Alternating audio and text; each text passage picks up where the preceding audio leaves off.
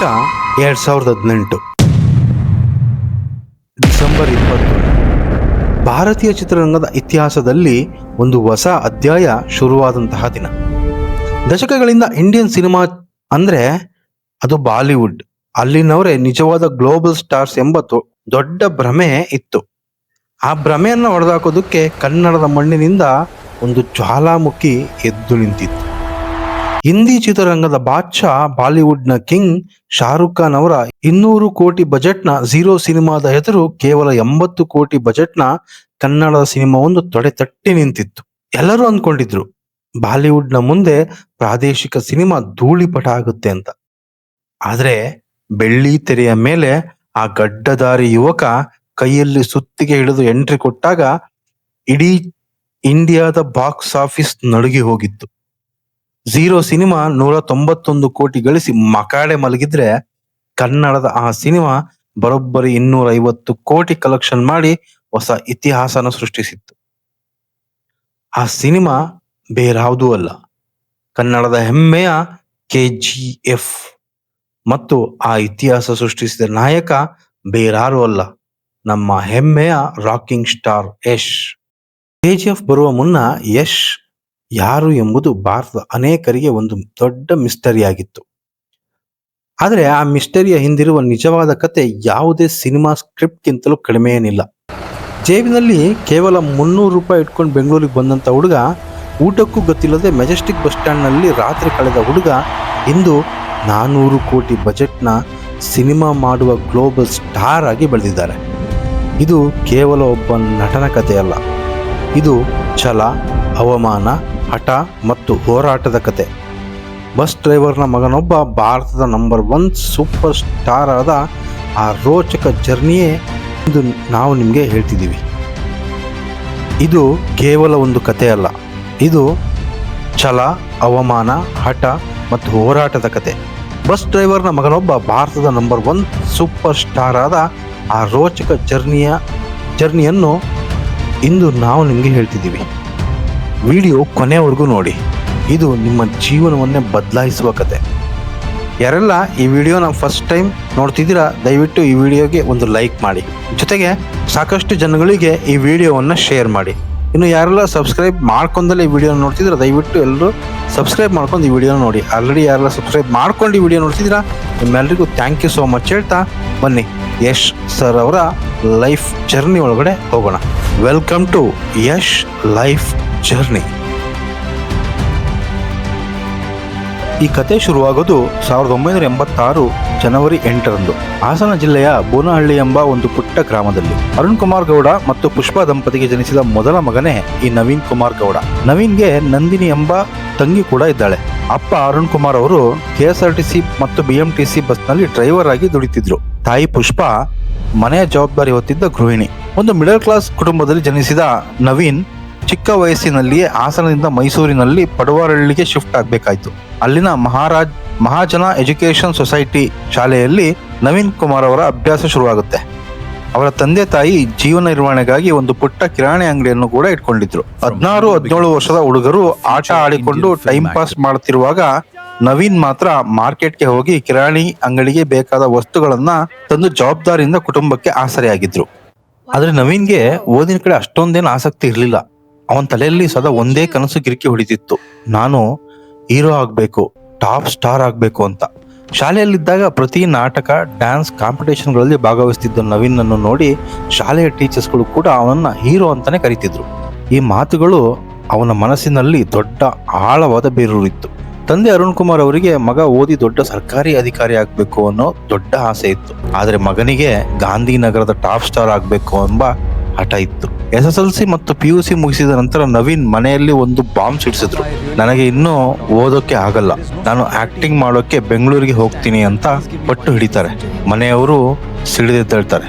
ಕೊನೆಗೆ ಬೆಂಗಳೂರಿಗೆ ಹೋಗು, ಆದ್ರೆ ಅಲ್ಲಿ ಏನಾದ್ರೂ ಮಾಡಕ್ ಆಗ್ಲಿಲ್ಲ ಅಂತಂದ್ರೆ ವಾಪಸ್ ಬಂದ್ಮೇಲೆ ಮತ್ಯಾವತ್ತು ಆಕ್ಟಿಂಗ್ ಕಡೆ ಮಾತಾಡಬಾರ್ದು, ಆ ಕಡೆ ತಲೆ ಹಾಕು ಕೂಡ ಮಲಗಬಾರ್ದು ಅನ್ನೋ ಕಠಿಣ ಷರತ್ತನ್ನ ಹಾಕಿ ಕಳಿಸ್ತಾರೆ.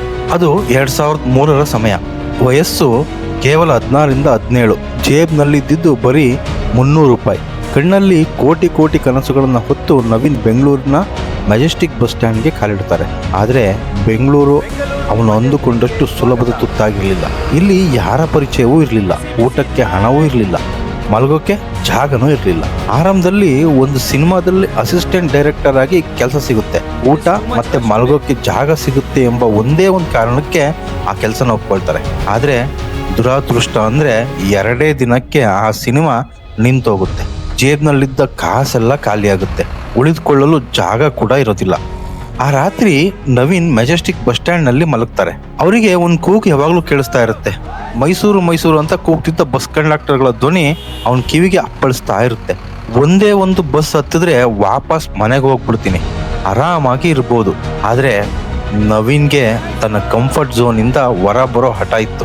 ಸೋತು ಮನೆಗೆ ಹೋದರೆ ನನ್ನ ಕನಸುಗಳೆಲ್ಲ ಮಣ್ಣಾಗ್ತವೆ ಅಂತ ನಿರ್ಧರಿಸಿದ ನವೀನ್ ಹೋರಾಡಲು ನಿಶ್ಚಯಿಸ್ತಾನೆ.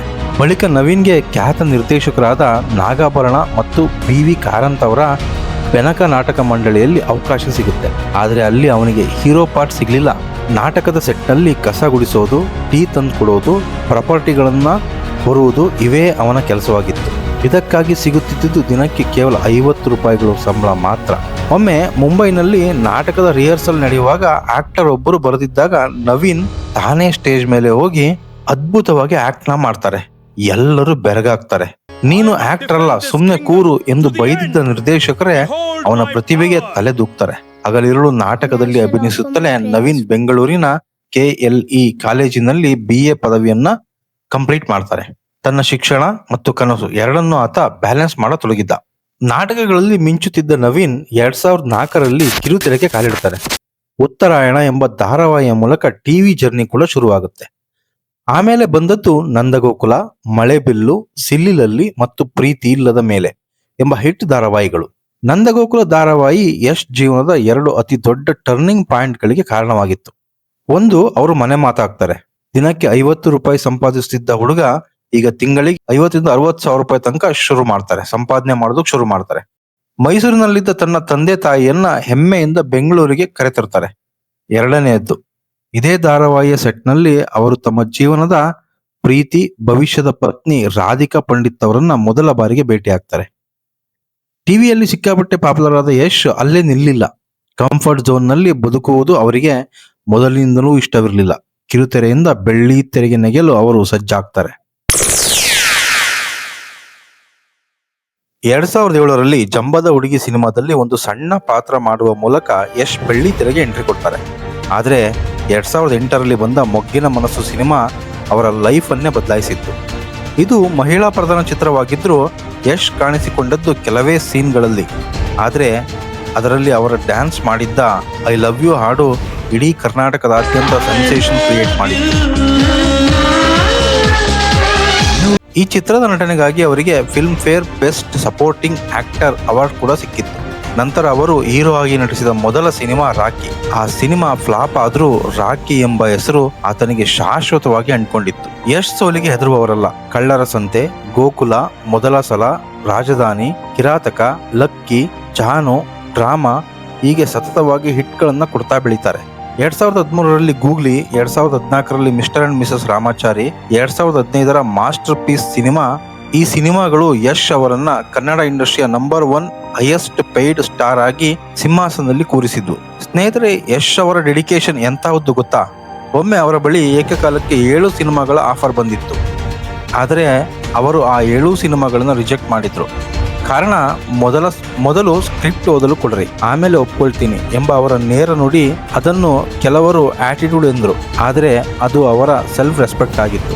ಆತ್ಮಾಭಿಮಾನದ ಗುಣವೇ ಅವರನ್ನ ಮುಂದೊಂದು ದಿನ ಪ್ಯಾನ್ ಇಂಡಿಯಾ ಮಾನ್ಸ್ಟಾರ್ ಆಗಿ ಪರಿವರ್ತಿಸಿತ್ತು.